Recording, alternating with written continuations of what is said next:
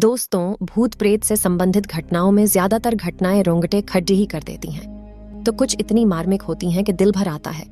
लेकिन मेरे जीवन से जुड़ी एक घटना ऐसी भी है जिसे याद करके हंसी आ जाती है। जाने अनजाने में मेरी मम्मी के मामा जी के साथ ये घटना घटी थी। बस थोड़े से आलस की वजह से उनके पीछे ऐसी मुसीबत लगी जिससे उन्हें निजात पाने में सालों लग गए। वो गांव में रहा करते थे। उनका नाम तो अच्छा खासा है, मगर गांव में अक्सर चिढ़ाने के लिए जो नाम रख दिया जाता है वो नाम पूरी जिंदगी के लिए पीछे लग जाता है। इसी संक्षिप्तीकरण और मजाक में उनका नाम बचपन में ही लाल जी PDDH गया था। वो इसी नाम से पहचाने जाने लगे। वो जिस गांव में रहते थे वो अमेठी से करीब 45 किलोमीटर दूर पेडी रहता है। उनका घर गांव में सबसे किनारे पर था और उनके घर से करीब 250 मीटर की दूरी पर रेलवे लाइन थी। और रेलवे लाइन के पार एक बहुत बड़ा बरगद का पेड़ाशा था और चबूतरा बना था। ऊहा एक बाबा रहा करते थे। उन्हें लोग पहलवान बाबा के अर्थान के नाम से जानते थे। सबको उन पर बहुत श्रद्धा थी, जिसका परिणाम भी उन्हें अच्छे के रूप मिलता था। आसपास के गांव वाले उनकी पूजा अर्चना करते थे और उनकी कृपा भी खूब देखते थे, और आज भी ये सिलसिला वहां जारी है। खैर, वहां वास करने वाले बाबा कोई देवता नहीं थे। वो वही थे जिन्हें लोग शहरों में छलावा कहते हैं, लेकिन एक बहुत लंबे अंतराल से वो वहां वास करते हैं, इसलिए वो बहुत अधिक शक्तिशाली हैं। उनकी पूजा जो करता है वो उस पेड़ पर लंगोट और दारू की एक बोतल चढ़ाते थे। भूत प्रेत बाधा से ग्रस्त व्यक्ति वहां जाकर ठीक हो जाते थे। लाल जी भी उन्हें बहुत मानते थे, मगर वे थे थोड़े आलसी किस्म के। जब भी उनकी माता उन्हें उस अर्थान पर चढ़ावा चढ़ाने को कहती तो वे अक्सर टाल मटोल करते थे। वहीं गांव में एक पंडित जी भी रहते थे, हष्टपुष्ट शरीर वाले, और अखाड़ों में उनका बहुत नाम था। लोग उन्हें अक्सर पहलवान पंडित कहते थे। हालांकि वो थे तो पंडित, मगर ये नाम उनके चरित्र को दूर दूर तक नहीं छूता था। पहलवान होने के कारण अक्सर वो मांस मदिरा का सेवन भी करते थे, लेकिन बहुत ही कम। उनके परिवार में उनकी पत्नी और उनका एक 10 साल का बेटा था बस। एक बार की बात है, उनकी पत्नी बेटे को लेकर अपने मायके गई हुई थी, और वापस आते समय जिस बस से वे वापस आ रही थीं, वो बस दुर्घटनाग्रस्त हो गई। उनके बेटे ने वहीं दम तोड़ डेच दिया और उनकी पत्नी 3 दिन अस्पताल में जिंदगी और मौत से जूझने के बाद चल बसी। पूरे गांव में हफ्ते भर तक शोक का साया था। इतनी बड़ी दुर्घटना पहली बार उस गांव में घटी थी। पहलवान जी के घर लोगों का तांता लगा रहता। वो अपने होश हवास से खो बैठे थे। आसपास के जानकार और मित्र आकार उन्हें खाना पानी देते, वरना वो खुद खाना पानी भी नहीं लेते थे। हफ्ते भर बाद धीरे धीरे गांव के लोग अपनी अपनी दिनचर्या में वापस लौटने लगे, और उधर पहलवान जी ने जब खुद को संभाला तो शराब और नशे में डूबे रहने लगे, और अपने मित्रों और रिश्तेदारों को भी उन्होंने जाने के लिए कह दिया और अकेले रहा करते थे। पूरे दिन पूरी रात वो नशे में डूबे रहते थे। धीरे धीरे उनका पहलवान वाला शरीर सूखने लगा और 1 महीने के अंदर वो किसी सामान्य व्यक्ति जैसे दिखाई देने लगे, मगर किसी का भी कहा नहीं मानते थे, और बस अपनी उसी शराब और परिवार की तस्वीर के साथ घंटों बातें करते थे। करीब 1 महीने के बाद अचानक सुबह खेत जाते समय एक व्यक्ति ने खबर दी कि पहलवान जी ने रेलवे लाइन पर आत्महत्या कर ली। उनका शरीर 2 हिस्सों में वहां पीढ़ा था। गांव के सारे मर्दों ने उन्हें वहीं से उठाया और ले जाकर उनका अंतिम संस्कार कर दिया, और सारे गांव वालों ने थोड़ा बहुत मिला जुला कर उनकी अंतिम क्रिया भी करवा दी। बहुत बुरा हुआ था, मगर सबने ये सोच लिया कि ये तो होना ही था, आज नहीं तो कल। या तो वो शराब से बिस्तर पर पैडीढ़े मर जाते, या फिर जो हुआ वही होना था। खैर, जो हुआ उसे ईश्वर की मर्जी मानकर सबने उनकी संपत्ति पंचायत को गांव के भले में लगाने के लिए दे दी। उधर कुछ 1 महीने के बाद लाल जी की माता जी भी चल बसी, और लाल जी को ये बात अच्छी तरह समझा के गई थी कि हर हफ्ते पहलवान बाबा को भोग देना ना भूले। उनकी कृपा रहेगी घर पर तो सदैव घर में हरियाली और समृद्धि रहेगी। ये बात लाल जी अच्छी तरह समझ गए थे और उसका पालन भी करते रहे।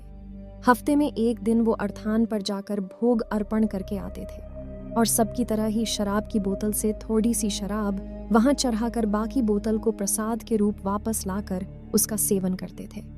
करीब 6 महीने तक तो उन्होंने इस नियम का पूर्णतया पालन किया। फिर एक दिन वो दूसरे गांव गए हुए थे। किसी परिचित से मिलने वो गांव उस अर्थान से थोड़ी दूर पर करीब 400 मीटर की दूरी पर था, तो उन्होंने देखा कि वो व्यक्ति भी पहलवान बाबा को भोग दे रहा था। मगर वो उनके अर्थान पर नहीं गया। बस लंगोट और एक कटोरी में शराब रखकर पहलवान बाबा के अर्थान को देखते हुए उसने स्थानीय भाषा में कहा, हे पहलवान बाबा, लो अपना भोग स्वीकार करो। और फिर शराब को उसी तरफ गिरकर हाथ जोड़ लिए और वापस आकर लाल जी से बात करने लगा। लाल जी ने पूछा कि क्या इस तरह से बाबा भोग स्वीकार करते हैं? उसने हाँ में जवाब दिया और बताया कि सच्ची श्रद्धा से चढ़ाया गया प्रसाद लेने तो देवता भी धरती पर आ जाते हैं, और फिर ये बाबा तो कुछ ही दूर पर निवास करते हैं और अपना भोग स्वीकार भी करते हैं। लाल जी को ये बात भा गई। वैसे भी उन्हें रेलवे लाइन पार करके इतनी दूर जाना पसंद नहीं था। अब उनका ये सिलसिला शुरू हो गया। वो एक बर्तन में थोड़ी सी शराब और लंगोट लेकर घर के पीछे की तरफ जाते और वहीं से खटीढ़े होकर जिस तरफ रेलवे लाइन पार पहलवान बाबा का अर्थान था उस तरफ मुंह कर बोलते, पहलवान बाबा भोग स्वीकार करो, और वहीं से चढ़ाकर वापस आ जाते थे। हर हफ्ते वो ऐसा करते थे। इस तरह से भोग देते देते उन्हें करीब 6 महीने बीत गए। एक दिन की बात है, पास के गांव में एक आदमी को प्रेत बाधा हुई। उसके घर वाले बहुत परेशान थे और वो आदमी पहलवानी कर करके हर किसी को खुद से दूर रहने की बात कर रहा था। जांघों पर ताल ठोंक ठोंक कर बात कर रहा था। कुछ आदमियों में मिलकर उसे पकड़ डिडने की कोशिश की, मगर उसकी पहलवानी के आगे कोई टिक नहीं पा रहा था। किसी तरह गांव के कई सारे आदमी मिलकर उसके अपने आप शांत होने पर उठाकर उसे पहलवान बाबा के अर्थान पर ले गए। वहां उसे चबूतरे पर बैठाया गया। धीरे धीरे उसने उस पर जैसे दबाव सा बनने लगा और वो वहां मौजूद लोगों ने उससे पूछा कि वे कौन है। उसने बताया कि वो वहां रेल की पटरी पर रहता है। ये आदमी वहां पर गंदगी कर रहा था, इसलिए उसे पकड़ डहा है।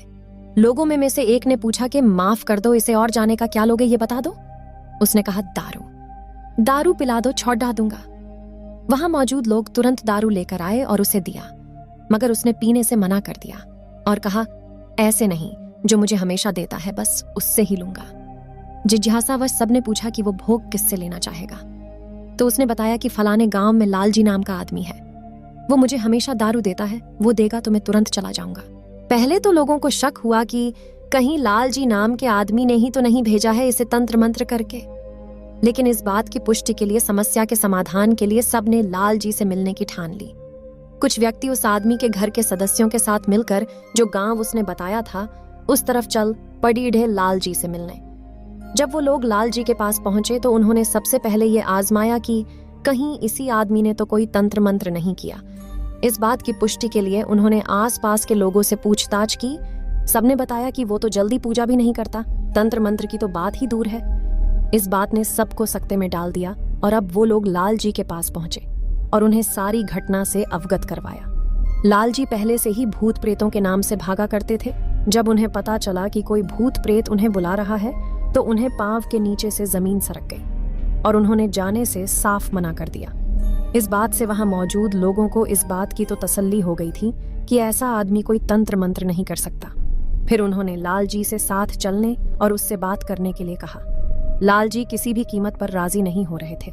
आखिरकार जब उनके बड़ढ़े भाई और आसपास के कुछ बुजुर्गों ने उन्हें समझाया तो वो जाने के लिए राजी हुए, मगर अकेले नहीं, साथ में 4 लोगों को साथ ले गए। वहां पहुंचने पर लाल जी के पसीने छूटने लगे थे। आखिरकार लाल जी और उसका सामना हो गया। कौन हो भाई और क्यों मेरे नाम का शोर करके कर रहे हो? लाल जी ने उससे पूछा। मुझे बस अपने हाथ हमेशा की तरह दारू पिला दो, मैं चला जाऊंगा।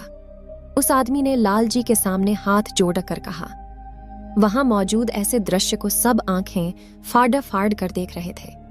एक प्रेत कैसे बिना सिद्धि वाले आम आदमी के सामने हाथ जोड़कर बात कर रहा है, हमेशा की तरह। अबे मैंने कब तुझे इससे पहले दारू पिलाया है? लाल जी अब उससे बिना डरे बात करने लगे थे। लाल जी, मजाक न करो, हर हफ्ते मुझे दारू का भोग देते हो, उससे मेरी प्यास मिट जाती है, थोड़ी सी दारू दे दो, चला जाऊंगा। वो फिर से विनती करने लगा। अब लाल जी को झल्लाहट होने लगी और वो थोड़ा तेज आवाज में बोलने लगे। अबे क्यों झूठ बोलता है? मैं तो जनता भी नहीं, तू कौन है? मैं तुझे क्यों दारू देने लगा?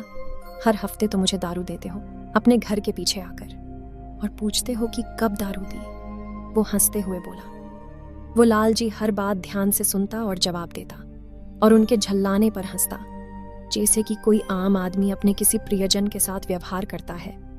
ये बात सुनकर लाल जी के माथे पर चिंता की लकीरें उभर आई। ये भोग तो पहलवान बाबा को देते थे, ये भोग इसे कैसे मिलने लगा? वो भोग तो ये अर्थान वाले पहलवान बाबा को देता था, तू बीच में कहां से आ गया? उन्होंने अपनी परेशानी का हल ढूंढते हुए ये प्रश्न किया। तुम ही तो भोग देते हुए कहते थे, पहलवान बाबा भोग स्वीकार करो। अब उनके अर्थान से पहले वहां रेल की पटरी में मैं ही तो रहता हूं और मैं भी पहलवान ही हूं। मुझे आदत है तुमसे भोग लेने की। उसने लाल जी ये सारी बात कही और फिर रोने लगा और रोते रोते कहने लगा, जब से वहां हूं कभी किसी ने एक गिलास पानी तक नहीं दिया था। बस लाल जी तुमने ही मुझे दारू दिया और मेरी प्यास बुझाई। मैं तो बस तुम्हें ही जानता हूं। ये बात सुनते ही लाल जी और वहां खड़े उनके बड़े भाई की पैरों से जैसे जमीन सरक गई हो। उनका पहलवान बाबा को दिया जाने वाला भोग कोई पहलवान नाम का प्रेत ले रहा था। क्या तू वो भोग ले रहा था? अर्थान वाले पहलवान बाबा ने तुझे कुछ नहीं कहा? असमंजस में फंसे लाल जी अपने सारे प्रश्नों के उत्तर जानने में लग गए। उधर उस आदमी का परिवार चाह रहा था कि जल्दी से जल्दी ये प्रेत उसका शरीर छोड़ दे और वो ठीक हो जाए। बाबा क्या कहेंगे? तुम भोग दे रहे थे मेरा नाम लेकर और मैं ले रहा था। इसमें ना मेरी गलती ना तुम्हारी गलती, तो बाबा क्यों कुछ कहेंगे? अब तुम जो कुछ भी दोगे वो सबसे आगे वाला ही लेगा ना, 7 समंदर पार वाला तो नहीं। उसने लाल जी के असमंजस के इस प्रश्न का उत्तर दे दिया था, वो भी सटीक। मतलब वो दूसरे गांव वाले व्यक्ति से भोग अर्थान वाले पहलवान बाबा इसलिए लेते थे क्योंकि उनके बीच कोई और पहलवान नहीं था। लाल जी का दिमाग एकदम से घूम गया। आखिर क्या करो और क्या हो जाता है? बाबा कहाँ हैं इस वक्त इस अर्थान के? लाल जी ने पूछा। यही तो है, उन्होंने ने मुझे पकड़े डियाच रखा है। वहां यहाँ किसकी मजाल के मुझे हरा दे। मुझे बस दारू दे दो, चला जाऊंगा। उसने आस पास के लोगों को देखते हुए कहा। तभी उन व्यक्तियों में से एक व्यक्ति आगे आए और लाल जी कहा कि बेटा, इसको दारू दे दो और जाने दो, वरना इस आदमी के शरीर को इसकी सवारी तोड़ती रहेगी और फिर ये महीने भर तक खड्डा भी नहीं हो पाएगा। बात सत्य थी। किसी पहलवान और बलशाली आत्मा की आमद जब किसी के शरीर पर होती है तो उसके शरीर की शक्ति कम होती चली जाती है। लाल जी ने अपने प्रश्नों पर विराम लगाया और फिर वहीं पर पास पड़ी रीढ़ी बोतल उठाई और एक ढक्कन दारू लेकर उसके मुंह में डाल दी और वो व्यक्ति पीते ही नीचे गिरा और बेहोश हो गया। उसके जब होश आया था तो वो ठीक हो चुका था। पहलवान बाबा के अर्थान पर उसने दंडवत प्रणाम किया और धीरे धीरे सब वहां से चले गए और लाल जी भी अपने घर आ गए। घर पहुंचते ही उनके बड़े भाई ने पहले पूरी घटना और जो कुछ वो करते थे लाल जी से पूछा। उसके बाद अच्छे से उनकी खबर ली। उनके आलस्य के कारण कितने ही वक्त से पहलवान बाबा को भोग नहीं पहुंचा था और प्रेत तो रीझ गया सो और। अगली बार से लाल जी की जगह उनके बड़े भाई ने अर्थान पर जाकर भोग देने की जिम्मेदारी ली और उसका निर्वाह करने लगे।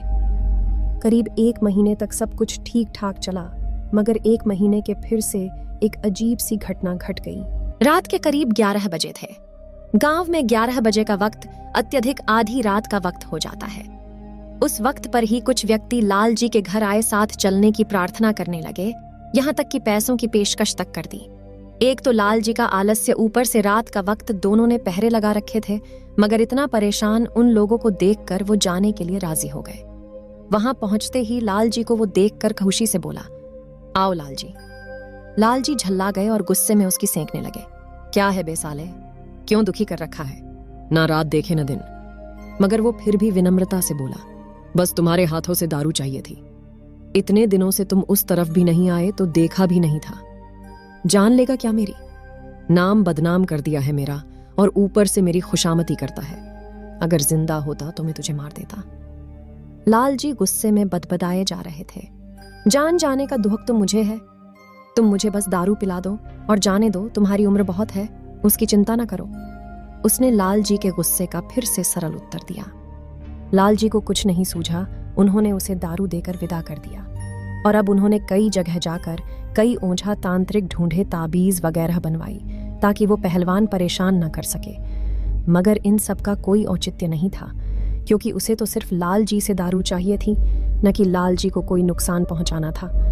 दुआ ताबीज के बावजूद कहीं ना कहीं से खबर आती कि फला गांव में फला फला आदमी को किसी ने पकड़ डियाच लिया है और वो लाल। अगर वो उन दिनों अर्थान पर जाकर भोग देते तो शायद ये मुसीबत कभी उनके पीछे न लगती। कभी बरसात, कभी जलती धूप, कभी रात, कभी सुबह, कभी कहीं तो कभी कहीं से कोई आ जाता कि लाल जी चलो दारू देके उसको बचा लो। उन्हें अपना काम छोड़-डाच कर भी जाना पड़ी, डियाच जाता। लाल जी को ये सब करते हुए करीब 1 साल बीत चुका था। अभी तक उन्हें कोई काबिल जानकार नहीं मिला था कि वो अपना पीछा छुड़ा पाते। जो मिले भी उन्होंने हाथ डालने से मना कर दिया। एक बार कहीं से 1 महीने बाद लाल जी के ही गांव में शोर हुआ कि पहलवान ने किसी को पकड़ बेच लिया है। बेचारा जिंदगी से बहुत परेशान था और अब मरने के बाद लोगों को परेशान कर रहा है। जिसको पहलवान ने पकड़ा था वो आदमी गांव के एक चौक पर जा बैठा था और लोग उसे घेर कर खड़े थे। जब उससे पूछा गया कि क्या चाहिए तो उसने साफ साफ कह दिया कि लाल जी से कह दो दारू पिला दे, मैं चला जाऊंगा। सब इस बात को जान चुके थे कि वो लाल जी के हाथों से दारू क्यों पीना चाहता है। आखिर लाल जी उसके प्रिय जो हो चुके थे। सब उसे पकड़ कर वहीं अर्थान पर ले जाने की कोशिश करने लगे तो उसने पहलवानी करनी शुरू कर दी। एक व्यक्ति को एक तरफ फेंका तो दूसरे को दूसरी तरफ और वापस चौक पर पलथी मरकर बैठ गया और कहने लगा, जब तक लाल जी के हाथ से दारू नहीं पी लेता मैं नहीं जाऊंगा। उसकी पहलवानी देखकर किसी की फिर हिम्मत ना हुई कि वो उसे पकड़ देते। अब शेष सिर्फ एक ही मार्ग था कि लाल जी को बुलाया जाए। सबने जाकर लाल जी को बुलाया और लाल जी इस बार तुरंत तैयार हो गए। शायद उन्हें कुछ प्रश्नों के उत्तर चाहिए थे। वो तुरंत जाकर वहां पहुंच गए। वो पहलवान उन्हें देखकर इसे खुश हुआ जैसे किसी अपने से वर्षों बाद मिल रहा हो। लाल जी आओ, देखो ये लोग मुझे मरने आ रहे थे। उसने अपना झूठा सा दर्द बयां कर लाल जी की सांत्वना पानी चाहिए। क्यों परेशान कर रहे हो? दारू लेनी है तो और किसी से भी ले लो, मुझे क्यों पी? मैं वहां नहीं जा सकता। उसने समझाने की तर्ज में लाल जी से कहा और लाल जी भी वजह समझ गए थे।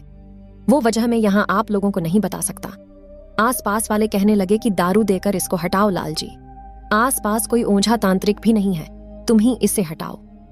लोगों के कहने पर लाल जी ने उसे थोड़ी सी दारू पिलाई और वो शुक्रिया अदा करके चलता बना। लाल जी अब और परेशान हो गए। मतलब साफ था जब भी इसे प्यास लगेगी ये किसी को भी पकड़ डेच लेगा और मुंह खोलकर मेरा नाम लेकर दारू मांगेगा। न जाने कहां कहां बदनाम करेगा। इन्हीं ख्यालों में लाल जी कई दिन तक उलझे रहे और समाधान ढूंढने लगे। फिर एक दिन किसी दूसरे गांव में किसी शहर से आने वाले किसी आदमी को उसने पकड़ा और लाल जी का नाम और पता बताकर उनके हाथ से दारू पीने की इच्छा जताई। एक जोगी घूमता फिरता न जाने कहां से उस गांव में आ गया। उसने लाल जी के घर का पता पूछा और लाल जी के घर पहुंच गया। लाल जी ने जब एक अनजान आदमी को देखा तो वो तुरंत तैयार हो गए कि फिर से उसी ने किसी को पकड़ा होगा जिससे ये जोगी बुलाने आया है। लाल जी, आपसे एक बात करनी है, क्या आप मेरे साथ थोड़ी देर के लिए बाहर आएंगे? जोगी ने लाल जी से कहा। लाल जी को उनके बड़े भाई को भी थोड़ी हैरानी हुई कि बुलाने नहीं आए, सिर्फ बात करने आए हैं। जोगी लाल जी को एक किनारे ले गए। मैंने एक पहलवान जैसे आदमी को वहां रेल की पटरी पर देखा है, वो मर चुका है। उसने मुझे तुम तक ये संदेश देने को कहा है कि तुम उसे दारू पिलाओ एक निश्चित समय अंतराल पर। क्या तुम जानते हो उसे? जोगी ने लाल जी से कहा। इतना कहा कि लाल जी ने सारी अपनी व्यथा जोगी को सुना दी और कहा कि शायद ये मेरी भाग्य ही है जो मुझे अपने आलस्य की सजा इस कदर मिल रही है। जोगी ने सारी बात सुनी और कहा कि मैं तुम्हें इससे निजात दिल सकता हूं, मगर तुम्हें इसके लिए एक दारू की बोतल के साथ मेरे साथ आना होगा वहीं पर। लाल जी को तो जैसे भगवान मिल गए। आखिर किसी ने तो कहा कि वो उन्हें निजात दिला सकता है। लाल जी फिर उस जोगी के कहने पर छत से भी कूद जाते। वो इस बात के लिए राजी हो गए। लाल जी ने उन्हें अपने घर में ही ठहराया। वो एक विचरण करते जोगी थे। उस वक्त में इस तरह के साधु अक्सर हुआ करते थे जो अपना ठिकाना एक जगह नहीं बनाते थे और जन कल्याण में जीवन समर्पित कर देते थे। वो लाल जी के घर एक दिन रुके और सिर्फ फलाहार किया। रात में उन्होंने लाल जी उस पहलवान के स्थान पर जाकर एक बोतल शराब रख आने को कहा और फिर लाल जी सो जाने के लिए कहकर खुद रात भर जागते रहे और न जाने बिना किसी सामग्री के कौन सी क्रिया करी। सुबह उठकर उन्होंने एक डिबिया सी दिखाई लाल जी को, उनके बड़े भाई को, और कहा कि इसे रख लो। जब कभी पहलवान से कोई काम करवाना हो तो ये डिबिया खोलकर थोड़ी सी शराब पिला देना, तुम्हारा सारा कहा मानेगा, लेकिन इस डिबिया को कभी खाली मत करना। लेकिन लाल जी और उनके बड़े भाई दोनों ने उसे रखने से मना कर दिया और भेंट स्वरूप जोगी बाबा को नए वस्त्र दिए, जिसे उन्होंने खुशी से स्वीकार किया और अपने रास्ते चल दिए। लाल जी के लिए तो वो साक्षात भगवान का अवतार थे। तब से लाल जी ने निर्णय लिया कि आलस्य को दोबारा हावी नहीं होने देंगे और न ही बिना जाने कहीं भी किसी को भी भोग देंगे। दोस्तों, इस घटना को जानने के बाद ये सीख मिली है कई लोगों को कि कहीं भी किसी के भी नाम से भोग नहीं देना चाहिए। क्योंकि हम नहीं जानते कि उसे कौन ले रहा है। कई लोग इस तरह से भोग अर्पित करते हैं। याद रखिए, हर भोग विधिवत होना चाहिए। यूं ही बिना जानकारी के सिर्फ नाम लेकर अर्पित किया गया भोग अक्सर दूसरी शक्तियां ही ग्रहण करती हैं और इसकी आदी हो जाती हैं। इसलिए बिना किसी जानकार की सलाह के इसे कार्य बिल्कुल ना करें। दोस्तों, आप सबको आज की ये कहानी कैसे लगी आपने राय कमेंट बॉक्स में लिखें। कहानी पसंद आया तो लाइक और दोस्तों को साथ अवश्य शेयर कीजिए। अगर आप चैनल में नए हो तो इस चैनल को भी सब्सक्राइब कीजिए और लेटेस्ट अपडेट के लिए बेल आइकन प्रेस कीजिए। धन्यवाद। मिलते हैं नेक्स्ट कहानी में।